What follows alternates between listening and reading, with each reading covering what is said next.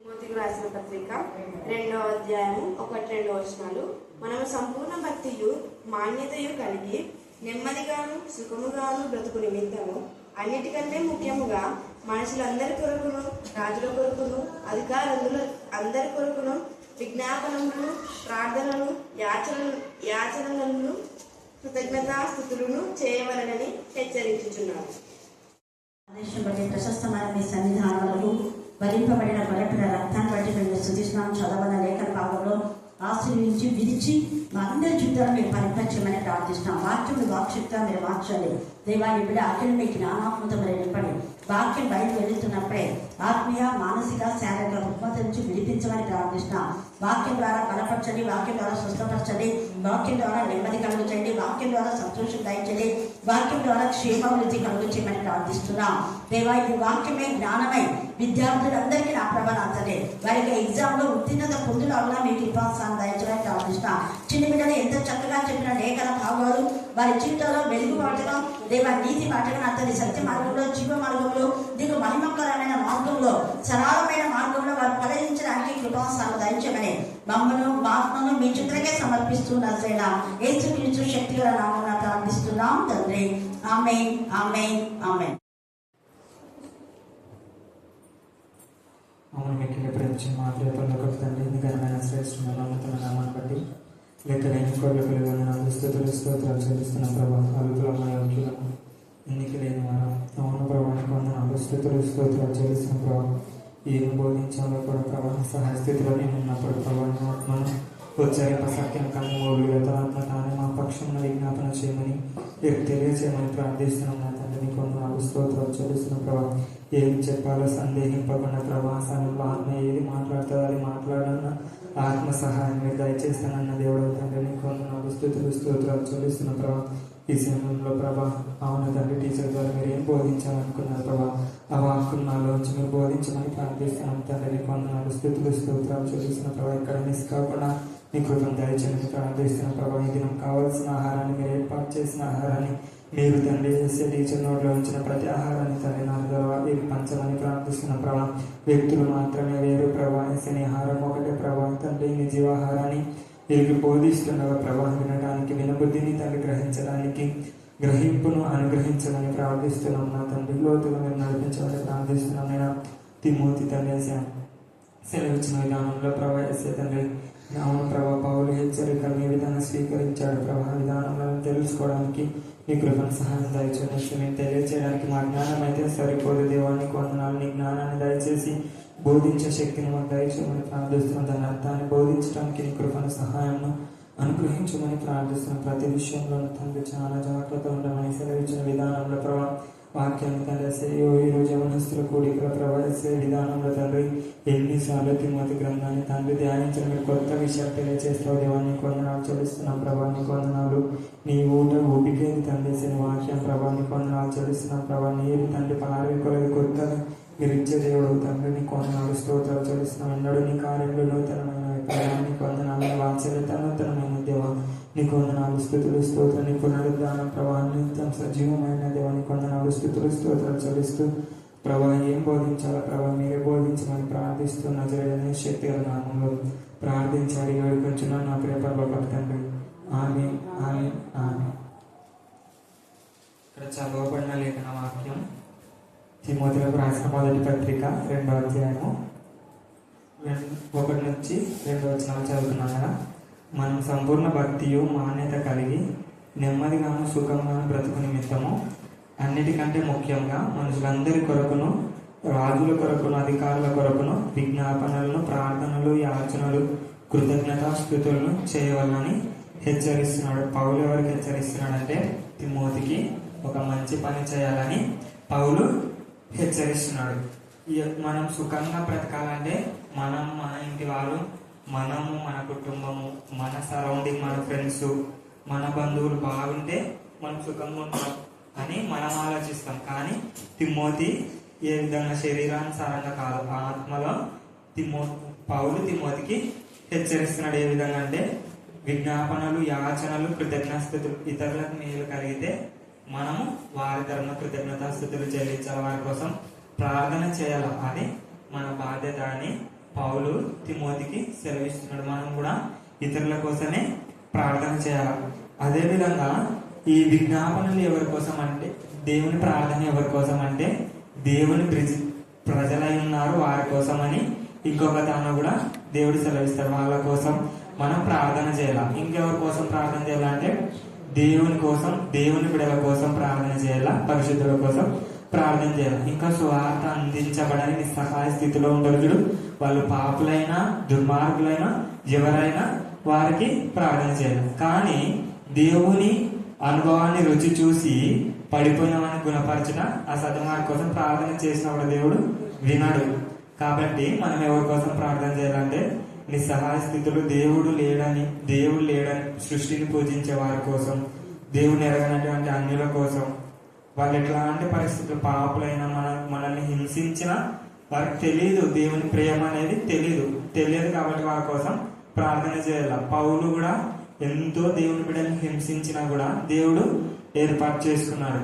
అదేవిధంగా పౌలు ఏమంటాడంటే ఒక మంచి మాట అంటాడు తిమోతితో, మన క్రియలు మంచివని మనల్ని దేవుడు ఏర్పాటు చేసుకోలేదు తిమోతి, జగతి పునాది వేయబడక మునిపే మనము ఆయన ఏర్పాటులో ఉన్నామనేసి ఎంత మంచి వాక్యం దేవుడు తిమోతికి సెలవిస్తాడు. మనం మంచివారము చెడ్డవారం అని కాదు, కానీ దేవుని ప్రణాళికలో మనం ఉంటే ఎప్పుడు దేవుడు మనల్ని చేయి విడిచాడు. మనం ఎలాంటి పరిస్థితిలో ఉన్నా ఒక దెబ్బ వేసి కానీ దేవుని దారిలోనికి దేవుడు అనేది నడిపించుకుంటాడు. అదేవిధంగా నేను ఈ వాక్యం చెప్పడానికి ఏమంటే ఈ పౌలు అన్ని హెచ్చరికలు తిమోతికి, ఈ అన్ని మంచి మార్గాలు, ఎందుకంటే అనుభవంతో ఆయన ఫస్ట్ చేసి తప్పు చేసింటాడు, దేవుని ప్రజల్ని హింసించింటాడు, దూషించింటాడు. కానీ ఇప్పుడు పరిశుద్ధాత్మతో నిండి ఎన్ని అంటే మన చుట్టుపక్కల జరిగేదే తిమోతికి హెచ్చరిస్తున్నాడు. అప్పుడు తిమోతికి హెచ్చరించిన ఈ పౌలు మన మధ్యలో కూడా టీచర్ మనకి అన్ని హెచ్చరికలు అన్ని జరిగేవి. టీచర్ సొంతంగా ఏది చెప్పదు, దేవుడు చెప్తే తప్ప మనకు అవి హెచ్చరికలు తెలియవన్నమాట. టీచర్ సొంతంగా ఏది మనకి చెప్పదు.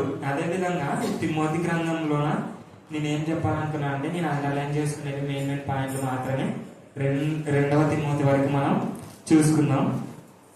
అదేవిధంగా పౌలు అంటాడు కదా, నా నిజమైన కుమారుడు అని, ఆత్మలో ఈయన విశ్వాసమును బట్టి నా నిజ కుమారుడు అయినటువంటి తిమోతి.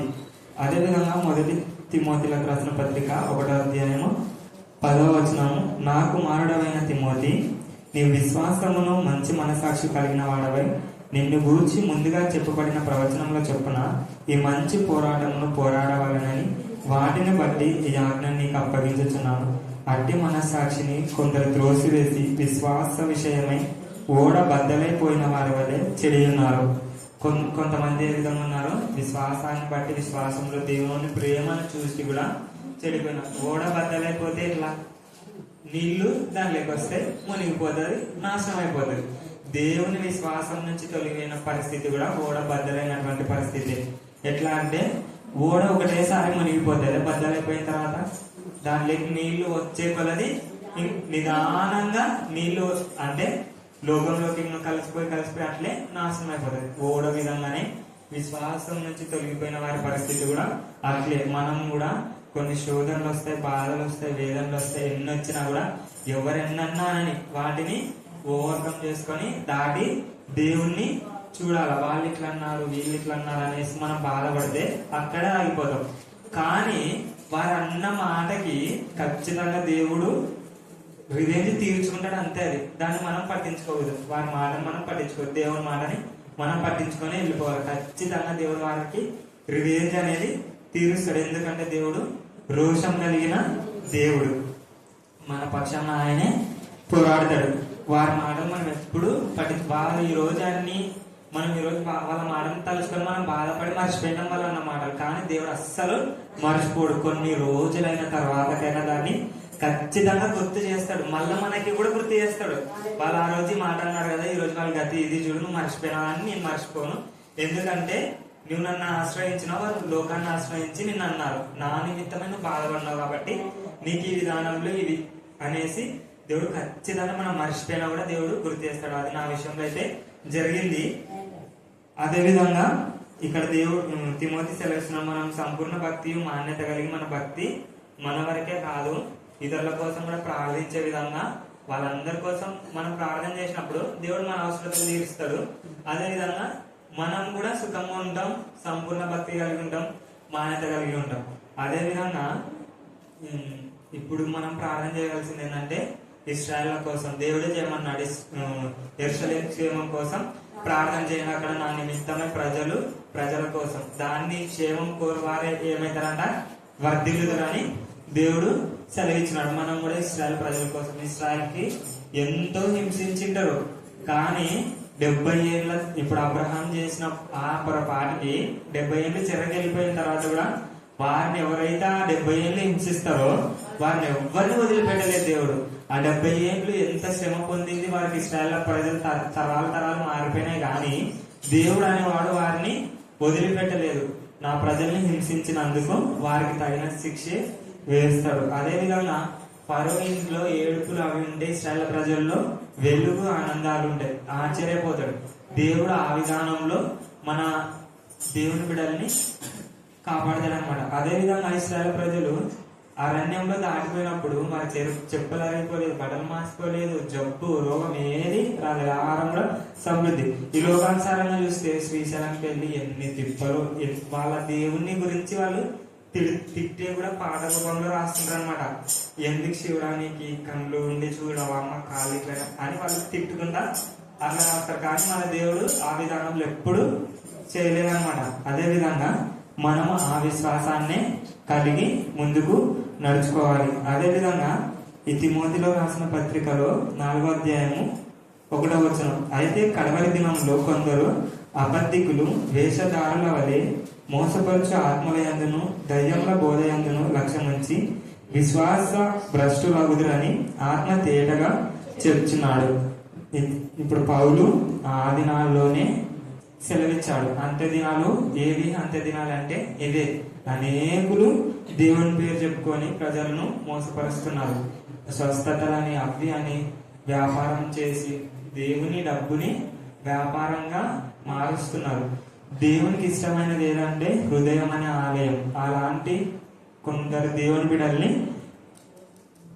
భ్రష్టులుగా ఈ చెడు త్రోవని నడిపిస్తున్నారు అన్నమాట. అది కూడా ఏదంటే ఇది అంత్య దినాల్లో ఇలాంటివి జరుగుతాయని సెలవిస్తున్నాడు. అంత్య దినాల్లో యుద్ధం జరుగుతుంది అని కూడా సెలవిస్తున్నాడు. యుద్ధాలు జరుగుతున్నాయి ఇశ్రాయేల్ ప్రజల మీద. మన ఇరాన్ ఓడిపోయింది. అదే విధంగా దేవుడు దేవుని బిడ్డలకి విజయాన్ని కలగజేస్తాడు. విజయం కూడా ఆ రోజు యూదులను హతం చేయాలని హామాను తలస్తాడు. హామాను ఏ ఉరికొయ్యనైతే మొర్దెకాయికి ఏర్పాటు చేసింటాడో అదే మొర్దెకాయ పైన హామాను చస్తాడు. అదే విధంగా ఇశ్రాయేల్ ప్రజల దేశం ఉండకూడదు.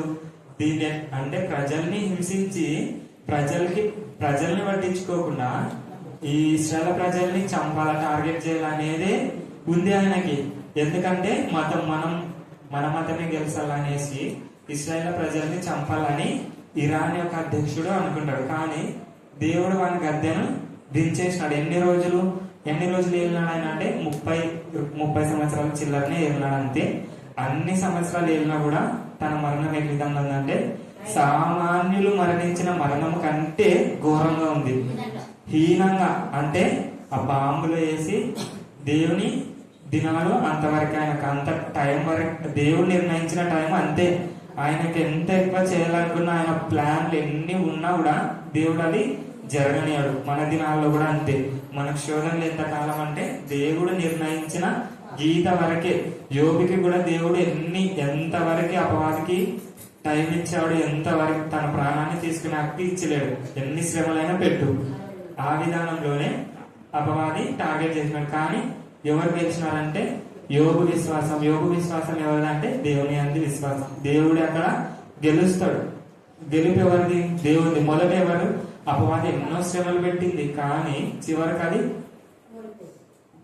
అపజయమే తెచ్చుకుంది, దేవునికి విజయం వచ్చింది. అదే విధానంలో ఈ తిమోతికి ఈ పౌలు ఎంత మంచిగా హెచ్చరిక చేస్తున్నాడంటే 4వ అధ్యాయం 10వ వచనంలో మనుషులందరికీ రక్షకుడును మరి విశేషముగా విశ్వాసులకు రక్షకుడునైన జీవం గల దేవుని యందు మనము నిరీక్షణ ఇచ్చి ఉన్నాము గనుక ఇందు నిమిత్తము ప్రయాసతో పాటుపడుచున్నాం. మనుషుల కొరకు మనం నిరీక్షణ ఉంచలేదు, దేవుని సేవ కోసం మనం ఏర్పరచబడినాం. కాబట్టి ప్రయాస అనేది ఖచ్చితంగా ఉండాలి. దేవుని సేవ అంటే ఉచితంగా ఎన్నో మాటలు, అసలు అయితే ఎన్ని మాటలు అంటే అన్ని మాటలు అన్నారు.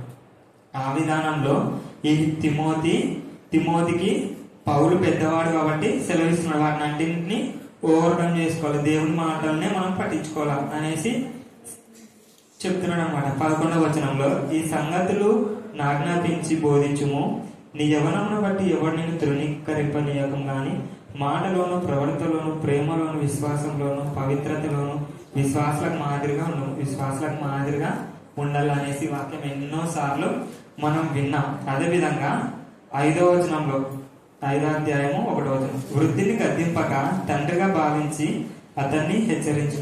వృద్ధుడైన మాత్రాన అతని తప్పుని దాచిపెట్టద్దు తిమోతి. ఎవరైనా సరే తప్పుగా గద్దించు, అతన్ని హెచ్చరించు. అన్నదమ్ములని, యవనులని, తల్లులని, వృద్ధుల స్త్రీలను, అక్కచెల్లెండ్రని పూర్ణ పవిత్రతతో యవన స్త్రీలను హెచ్చరించు. యవన స్త్రీలను కూడా నువ్వు హెచ్చరించు. ఎవరు హెచ్చరిస్తారంటే పవిత్రంగా పరిశుద్ధంగా ఉన్న వాళ్ళు మాత్రమే అంత డేర్ చేస్తారు. ఆ విధానంలో 4వ వచనం, అయితే ఏ విధవరాలనైనా పిల్లలు కానీ, అంటే ఒంటరిగా ఉన్న స్త్రీ ఇంటికి కూడా నువ్వు పోవద్దు తిమోతి. ఈ సమాజం ఎట్లా ఉందంటే ఒంటరిగా ఉన్న స్త్రీ ఇంటికి పోతే కూడా నానా మాటలు అంటారు. అట్లాంటి ఏ విషయంలో అపవాదికి నువ్వు చోటు ఇవ్వద్దు, చిన్న విషయంలో కానీ అనేసి ఇక్కడ పౌలు తెలియజేస్తున్నాడు అనమాట. 10వ వచనంలో, సత్క్రియలకు పేరు పొందిన విధవరాలు పిల్లలు పెంచి పరదేశులకు ఆతిథ్యం ఇచ్చి, అంటే పరిశుద్ధతను పొందిన స్త్రీ, పరిశుద్ధంగా దేవుని కోసమే ఉన్న స్త్రీ మాత్రమే పరిశుద్ధ స్త్రీగా ఎంచవలనని తిమోతి సెలవిస్తున్నాడు. అదేవిధంగా 6వ అధ్యాయం 6వ వచనంలో, సంతుష్టి సహితమైన భక్తి గొప్ప లాభసాధకమైనది. మన భక్తి ఎట్లా అంట? గొప్ప లాభసాధకమైన. మన భక్తి సంపూర్ణంగా ఉండాలి. మన భక్తి ఏ విధంగా అంటే ఇతరుల కోసం ప్రార్థన చేయాలి, విజ్ఞాపన చేయాలి, కృతజ్ఞత స్తుతులు చెల్లించాల. మనం ఈ లోకంలోనికి ఏమీ తెలియదు, దీనిలో నుండి ఏమీ తీసుకొని పోలేము కాగా అన్న వస్త్రంలో గలవారమై ఉండి వాటితో ఉన్న దానితోనే తృప్తి పడాలి. అవి కావాలి, ఏం తీసుకొని వచ్చలేం, ఏమి తీసుకపోని పోలేము. కానీ దేవుడు మనకు అన్ని ఫెసిలిటీస్ ని ఇస్తాడు, కానీ వాటి మీదనే మనం ఉంచకూడదు అనమాట. దేవుని పని మనం చేసినప్పుడు దేవుడు ప్రతిదీ మనకి అనుగ్రహిస్తాడు. మనం ఎట్లా ఉండాలంటే తృప్తి కలిగి ఉండాలి. ఉన్నదాన్ని మనకు అది లేదు ఇది లేదని ఎప్పుడు అసంతృప్తి గలవారమై ఉండదు. ఉన్న దాంట్లో తృప్తి ఉంటేనే దేవుడు అనేకమైనది ఇస్తాడనమాట. అదే విధంగా 11వ వచనంలో, ధనవంతులగుటకు అపేక్షించేవారు శోధంలోను, ఊరిలోను, అవివేక యుక్తంలోను, హానికరములనైన అనేక దురాలోచనలోను పడదు. ధనవంతులగుటకు అపేక్షించేవారు ఏ విధంగా అంటే శోధనలో, నాశనానికే గురవుతారు అనమాట. ధనవంతులం అంటే మనం కూడా ధనవంతులం. ధనం ఏ విధానంలో సంపాదించుకోవాలంటే వాక్యం అనే ధనాన్ని మనం సంపాదించుకోవాలి. వాక్యం అనే ధనాన్ని మనం సంపాదించుకున్నప్పుడు మనల్ని దేవుడు ఏ విధంగా చేస్తాడంటే ఐశ్వర్యవంతులు. వాక్యం అనే ధనాన్ని మనం సంపాదించుకున్నప్పుడు శోధనలు కాదు, పరలోకము, ఈ విజయాలు మనకి వస్తాయి. ఈ లోకమైన ధనాన్ని అపేక్షించినాం అనుకో శోధన, నరకం ఇవే ఉంటాయి. 11వ వచనంలో, దైవజనుడా నీవైతే వీటిని విసర్జించి నీతిని, భక్తి, విశ్వాసమును, ప్రేమను, ఓర్పును, సాత్వికమును సంపాదించుకున్నటకు ప్రయాసపడము. ఈ లోకానుసారమైనవి ఏం సంపాదించుకోవద్దు తిమోతి, ఆత్మానుసారమైనవే సంపాదించుకో అని తిమోతికి తెలియజేస్తున్నాడు. ఇక్కడ తిమోతి వల్ల మనం ఎవరు ఉండాలంటే మనం ఉండాల. మనం ఇక్కడ గ్రహించుకోవాలి. తిమోతి ప్లేస్ లో మనం గ్రహించుకోవాలి. తిమోతికి అప్పుడు పౌలు తెలియజేస్తున్నాడు, ఇప్పుడు వాక్యం మనకు తెలియజేస్తుంది, తండ్రి అయిన దేవుడు మనకు తెలియజేస్తున్నాడు అనమాట. మనం ఇప్పుడు గ్రహించుకోవాలి. దేవుడు ఎందుకు గ్రహించినాడంటే ఆ కాలంలో ఆ విధంగా ఉంది, అదే కాలాలు కూడా వస్తాయి. మనం అలాంటి పరిస్థితిలో అప్పుడు ఉన్నారు, ఇప్పుడు ఉన్నారు. కాబట్టి అలాంటి పరిస్థితులను మనం దాటుకోవాలని వాళ్ళైతే అనుభవంతో చెప్తున్నారు. మనము అనుభవం లేకుండా దాటిపోవాలి అలాంటి వాళ్ళని. అలాంటి శోధనలో పడకుండా మనం పోవాలా. శోధనలు అయితే వస్తాయన్నాడు, కానీ శోధనను జయించు సహించినాడు ధన్యుడు అన్నాడు. జయించాలంటే శోధనలో పడి జయించకూడదు, పడకుండా జయించాలి. అదే విధంగా 16వ వచనంలో, సమీపింపరాని తేజస్సులో ఆయన మాత్రమే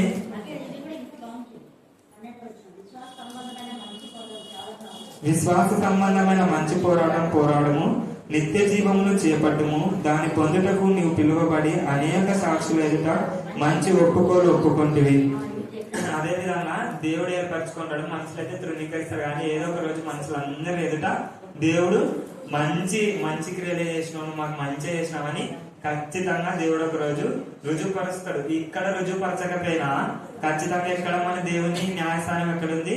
పరలోకంలో మధ్యాకాశంలో. ఆయన అందరినీ ఎదుట ఆయన పొడిచిన వారే చూస్తారు, మనల్ని అన్నవారు కూడా అక్కడ ఉంటారు. వారందరికీ తీర్పు తీరుస్తాడు. మీరు ఈ విధంగా అన్నారు కాబట్టి నీకు ఈ దారి పో అని నరకం దారిన ఆయన అంటే అందరూ ఆయన యొక్క న్యాయపీఠం ఎదుట ప్రత్యక్ష పాపులు దుర్మార్గులు అందరూ ఎదురవుతారు. మనల్ని అన్న వాళ్ళు అందరూ ఎదురవుతారు, కానీ ఆయన యొక్క న్యాయస్థానం అక్కడ జడ్జిమెంట్ ఉంటుంది. జడ్జిమెంట్ తర్వాత ఈ దారి అపవాద సంబంధులు అపవాద దారిలో దేవుడు పడద్రోస్తాడు అన్నమాట. ఆ విధానంలో మనం విశ్వాసంలో పోరాడేటప్పుడు దేవుడు ఖచ్చితంగా నిత్య జీవాన్ని అనుగ్రహిస్తాడు. ఖచ్చితంగా మంచి పేరుని ఇక్కడ ఇస్తాడు, అక్కడ కూడా ఖచ్చితంగా ఇస్తాడు. అదే విధంగా 16వ వచనం, సమీపింపరాని తేజస్సులో ఆయన మాత్రమే వసించును, అమరత్వం గలవాడై ఉన్నాడు. మనుషులలో ఎవడునూ ఆయనను చూడలేదు, ఎవడునూ చూడనేరడు.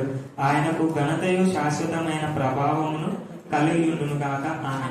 మనం దేవునిగా ఎవరిని చూడాలంటే వాక్యాన్ని దేవుడు మనకి అనుగ్రహించాడు. దేవుణ్ణి మనం చూడడానికి సరిపోవు మన క్రియలు, సరిపోవు మన విశ్వాసం, సరిపోదు మన భక్తి అయితే అస్సలే సరిపోదు, మన పరిశుద్ధత అంతకంటే సరిపోదు. మోషేతో కూడా దేవుడు ముఖాముఖిగా మాట్లాడినాడు, కానీ దేవుని స్వరాన్ని విన్నాడు. అబ్రహాం కూడా దేవుని స్వరాన్ని విన్నాడు. అదే విధంగా 17వ వచనం చివరిలో మనకు ధారాళంగా దయచేయి దేవుని అందే నమ్మక ఇచ్చుడని ఆజ్ఞాపించము. మనకు దేవుడు ఏ విధంగా దయచేస్తాడంటే ధారాళంగా ఖచ్చితంగా దయచేస్తాడు. ఎప్పుడంటే ఆయన మీద మనం నమ్మకం ఉన్నప్పుడు. ఇవన్నీ పౌలు తిమోతికి హెచ్చరిక చేస్తున్నాడు. ఈరోజు దేవుడు మనకి హెచ్చరిక చేస్తున్నాడు. మనం అనుమతించుకోవాలి. తిమోతి అయితే పౌలు మాటను శ్రద్ధగా విని దాన్ని జ్ఞాపకం చేసుకొని మనకి రాస్తున్నాడు ఇక్కడ. అదే విధంగా 19వ వచనంలో, రాబో కాలమునకు మంచి పునాది తమ కొరకు వేసుకొనుచు మేలు చేయువారును సత్క్రియలు అను ధనమును గలవారును ఔదార్యం గలవారును తమ ధనంలో ఇతరులకు పాలించువారిని ఉండవాలని వారికి ఆజ్ఞాపించుము. ప్రజలకు తెలియజేయమను. ఇతరులకు ఇయ్యడంలోనే దేవుడు మనకిస్తాడు. ఇతరులకు మనకిస్తే దేవుడు మనకిస్తాడు. ఆ విధానంలో ఎన్నోసార్లు కూడా మనం అనేక సాక్ష్యం విధానంలో కూడా చూసుకుంటున్నాం. అదే విధంగా ఆయన అయితే మంచి పోరాడిన తిమోతి, నా విశ్వాసాన్ని కాపాడుకుంటే నాకు చివరి దినాలు వస్తున్నాయి అనేసి తిమోతికి హెచ్చరికలు తెలియజేస్తున్నాడు. నువ్వైతే ఏ విషయంలో తప్పిపోదు, నిన్ను కలుసుకోనో కూడా తెలియదు. ఒకవేళ దేవుని పిలుపు అయితే నువ్వు రా నన్ను చూడ్డానికి అనేసి ఆయన సెలవిస్తాడు. నేను కలుసుకునేంత వరకు కూడా దేవుడు నన్ను బ్రతికియడో కూడా తెలీదు. కానీ ఈ హెచ్చరికలు నువ్వు జాగ్రత్తగా నడుచుకుని, నేనున్నా లేకున్నా ఈ మాటల్ని జ్ఞాపకం చేసుకొని హెచ్చరిక తెలియజేస్తాడు. అదే విధంగా 2వ తిమోతి 4వ అధ్యాయంలో 6వ వచనంలో, పరిచర్యను సంపూర్ణంగా జరిగించుము, నేనిప్పుడే ప్రాణార్పణంగా పోయబడుతున్నాను, నేను వెడలిపోవు కాలం సమీపమై ఉన్నది. నేను పోయే కాలాలు దగ్గర ఉన్నాయి కాబట్టి నీవు చెప్పేవారు లేక చెడిపోయేవంటారు కదా పెద్దలు. అదే విధంగా నేను చెప్తున్నా విధానంలో నడుచుకుంటాడు. కానీ ఇక్కడ ఇంకొక మాట ఉంది. తిమోతి రాసిన 2వ పత్రిక 2వ అధ్యాయంలో 18వ వచనం 17వ వచనం, కొరుకు పుండు ప్రాకినట్టు వారి మాటలకు ప్రాకును, వారిలో హుమెనయిను ఫిలేతును ఉన్నారు. వారు పునరుద్ధానమును గతించనని చెప్పుచు సత్యం విషయం తప్పిపోయి కొందరు విశ్వాసమును చెరుపుతున్నారు. పునరుద్ధానం గతించిపోయిందా? ఆయన పునరుద్ధానం ఇప్పటికీ కూడా సజీవంగా ఉంది. ఆయన రక్తం సజీవంగా ఉంది. ఆయన క్రియలు సజీవమైనవి. ఆయనది ఎప్పుడు గతించిపోయింది. మనకి కూడా పునరుద్ధానంలోనే దేవుడు శక్తినిచ్చినాడు. ఆయన పునరుద్ధానం గడిచిపోయిన తర్వాత కూడా అనేకులు శక్తిని పొందుకున్నారు. ఇలాంటి కంచర గాడిదలు ఉమెనైన అనేటువంటి వాళ్ళు ఉంటారు. వారు విశ్వాసం నుంచి కొంతమందిని చెరుపుతారు. నిన్ను కూడా నీకు చెరిపే అవకాశం ఉంది కాబట్టి, నీ బోధను తప్పుపట్టే అవకాశం ఉంది కాబట్టి అలాంటి వారి మాటలు నువ్వు పట్టించుకోవద్దు. అందుకే దేవుడు ఏమంటాడంటే, అయినను దేవుని యొక్క స్థిరమైన పునాది నిలకడగా ఉన్నది. దేవుని పునాదిలో మనం వేయబడినప్పుడు, దేవుని పునాదిలో మనం కట్టబడినప్పుడు దాన్ని ఎవ్వరు చెరపజాలరు. మనం క్రీస్తు అనే బండ మీద మన ఇల్లు కట్టినప్పుడే అది స్థిరంగా ఉంటది. అదేవిధంగా టీచర్ దేవుని యందు పునాది వేసింది, కానీ పునాది చర్చిలో చెరిపినారు, కానీ ఇక్కడ చెరపడానికి లేదు. ఎందుకంటే ఇది స్థిరమైన పునాది, దేవుడు వేసిన పునాదిని. కాబట్టి ఇక్కడనే మనకి వాక్యానికి అర్థం మన మధ్యలోనే జరిగింది. ఆయన యొక్క వాక్యము మన మధ్యలోనే సంచరిస్తుంది. కాబట్టి జాగ్రత్తగా ఆయన వాక్యాన్ని తెలుసుకోవాలి. దేవుని ఎదుట యోగ్యునిగాను సిగ్గుపడనక్కరలేని పనివానిగాను, అంటే దేవుని ఎదుట యోగ్యమైన వారిగా ఉండాలా. సిగ్గుపడవు. దేవుని పని చేసేటప్పుడు సిగ్గు పడని వారిగా మనం ఉండాలా. ఏ పని చేసినా దేవుంది సిగ్గుపడకూడదు. వాళ్ళు ఏమన్నా కూడా సత్యవాక్యమును సరిగా ఉపదేశించువానిగా, సత్యవాక్యాన్ని ఏ విధంగా ఉపదేశించాలా? మనం సరిగ్గా ఉపదేశించువారుగాను నిన్ను నీవే దేవునికి మనుషులకు కాదు. ఎవరికి కనపరుచుకోమంటున్నాడు? దేవునికి మనం కనపరుచుకోవాలంటారు. మనుషులకైతే మనం ఏ మంచి చేసినా చెడే వస్తుంది. మనం మంచి చేసి వారి నుంచి మళ్ళీ మనం దాన్ని అడిగినామంటే చెడైపోతాం. ఆ విధానంలో మనం దేవునికే కనపరుచుకోవాలి. ఎందుకంటే దేవుడు మంచివాడు.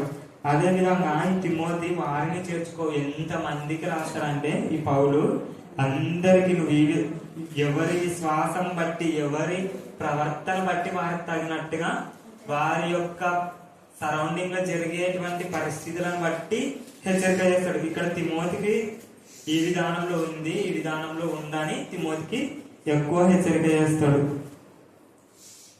అదేవిధంగా తిమోతికి రాసిన 2వ పత్రిక 2వ అధ్యాయం 1వ వచనంలో, నా కుమారుడా క్రీస్తు యేసునందున్న కృప చేత బలవంతులకు కమ్ము. మనం దేవుని అందే బలవంతులం. ఆయననే మన బలము బలగము అన్ని ఆయనే అన్నాడు.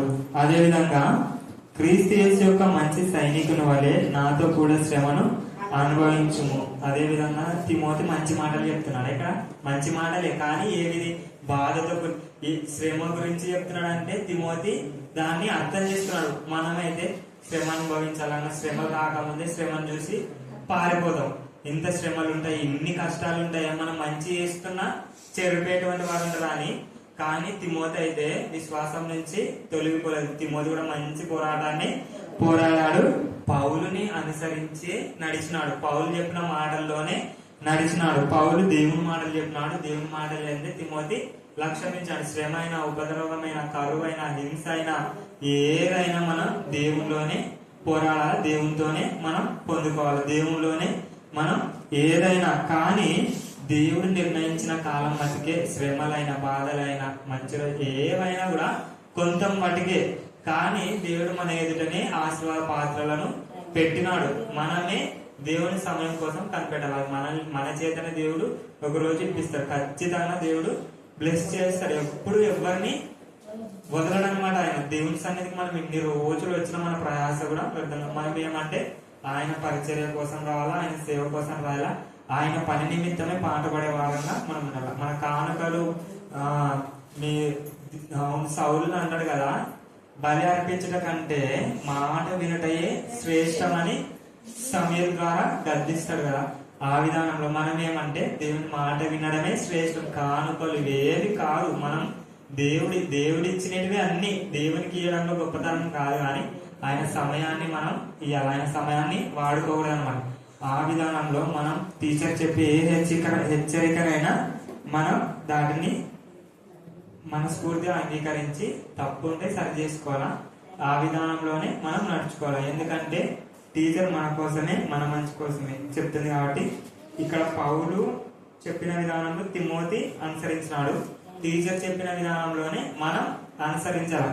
హెచ్చరికలు పని లేక ఇవన్నీ హెచ్చరికలు రాయలేదు. ఈ హెచ్చరికల ద్వారా మనం బుద్ధి తెచ్చుకోవాలని ఇక్కడ దేవుడు మన ఎడల మంచి ప్రేమ కలిగి దేవుడు మన కోసం ఈ గ్రంథాన్ని రాసి ఉంచాడు. రాబో తరానికైతే ఇంత ఫెసిలిటీస్ ఉంటుందో ఉండదో కానీ తెలియదు, కానీ మన తరం ఇప్పుడున్న పరిస్థితిని బట్టి మనం దేవుణ్ణి స్వేచ్ఛగా ఆరాధించుకోగలుగుతున్నాం. రాబోయే కాలానికి ఇంత ఉండదు.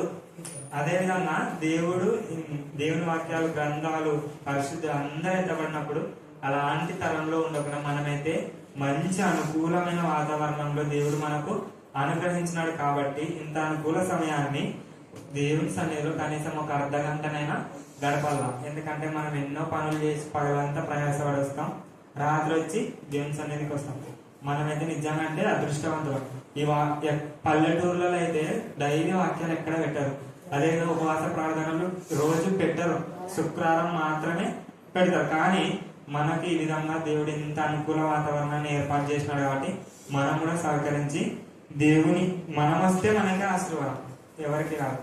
కాబట్టి దేవుని సన్నిధిలో మనం గడపాలని, దేవుని సన్నిధిలో ఒక్కరోజైనా పగలైనా కానీ రాత్రి అయినా మధ్యాహ్నం అయినా కానీ రాత్రి ఎప్పుడైనా కానీ రావాలని దేవుని వాక్యం ద్వారా తెలియజేస్తూ దేవుని వాక్యం దీవించిన అవకాశం ఇచ్చిన దేవునికి టీచర్కి నా వందనాలు. నిజమైన కుమారుడు నేను స్పెషల్ అదే అఖిల్ కానీ దేవుడు కూడా ఎప్పుడైనా ఏదైనా చెప్తే వెంటనే చేసేస్తుంటాను. దేవుడు అట్లా నిజమైన పిల్లలు ఇచ్చినాడు, చాలా సంతోషం. మరి ఆ చెప్పినటువంటి లేఖన భాగం ప్రకారం మనం కూడా విధేయత చూపిస్తే ఎన్నిసార్లు ఏ చిన్న విషయానికైనా నేను వెంటనే హెచ్చరిక చేస్తుంటాను. బాగా గుర్తుంది అఖిల్కు, ఎందుకు ప్రార్థన రాలేదు వెంటనే పొలానికి అయితే పోదో ప్రార్థన రావాలి, ఏమన్నాడు వస్తా చేశారంటారు. వెంటనే ఎంత సాఫ్ట్గా, అసలు నేను గద్దిస్తున్నాను కదా అనేదే ఉండదు. అవుట్ చేయాలంటారు. అది అందుకనే దేవుడు మరి ఆ కుటుంబంలో ఎంతగానో ఎన్నుకున్నాడు అఖిల్ను, ఆ హైమావతిని కూడా. అసలు హైమావతి చెప్తుంది కానీ హైమావతి కంటే బాగుంటుంది అఖిలని నేను ఇంతకుముందు చెప్తున్నాను. ఇంకా ఉన్న పదంగా ఇచ్చినా నేను అర్థంకి ఎన్ని విషయాలు చెప్పినట్టు చూడండి. కాబట్టి మనం కూడా గద్దింపునకు లోబడాలి. దైవ భక్తి గొప్ప అవసరం. ఇది ఎప్పుడు మీ హృదయం అనే పలకల మీద రాసుకోండి. అది నేను పొందుకున్నా కాబట్టి దైవ భక్తే గొప్ప అంటే అన్నీ మనకు సమకూరుస్తాయి. దేవుడి వాక్య భాగం దీవించుగాక. ఆమేన్ ఆమేన్ ఆమేన్.